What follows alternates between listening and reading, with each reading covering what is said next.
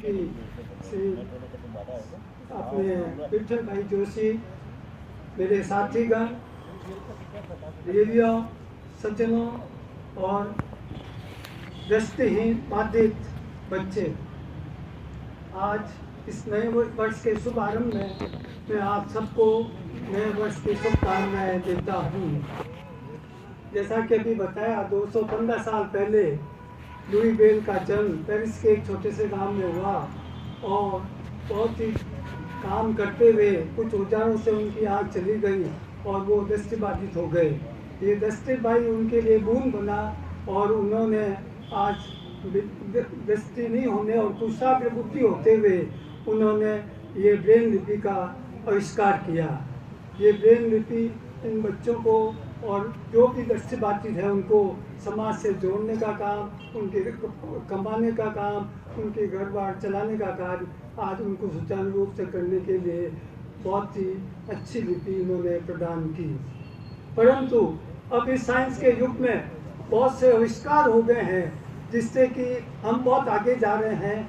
जैसे कुछ चश्मे ऐसे बन गए हैं जिससे कि हम देखने में सफल होने में बहुत कुछ समय में हो जाएगा। इसी तरह से कुछ कैमरे ऐसे हो गए हैं, कुछ कंप्यूटर्स हो गए हैं। और मेरे एक मित्र अर्चित गुप्ता अभी मिले थे जो अमेरिका में रहते हैं। उन्होंने मेरे को बताया कि हम ऐसी चिप डेवलप कर रहे हैं जो ऑक्सीपिटल लोब में लग के उसे तरंगे से आप देख सकेंगे। तो ये साइंस का आविष्कार है और आने वाले समय में ये दृष्टिबाधित नहीं रहेंगे और ये अच्छी तरह से देख पाएंगे। मैं इस स्कूल का निर्माण हुआ तब से ये 2 कमरे एक हॉल बना हुआ है और सिंघी साहब हमने बहुत प्रयास किया। कई घोषणाएं हुई कि एक कमरा हम बनाएंगे, एक कमरा हम बनाएंगे, एक हम बनाएंगे, परंतु वो क्रियान्वित नहीं हो रहा है। मैंने कहा हम सब आगे बढ़ें और अब बच्चे बढ़ाने की आवश्यकता है तो कमरों की भी आवश्यकता पड़ेगी। मैं इसके लिए डोनेशन देने के लिए तैयार हूँ। आप आगे आवें और इसको बनावें।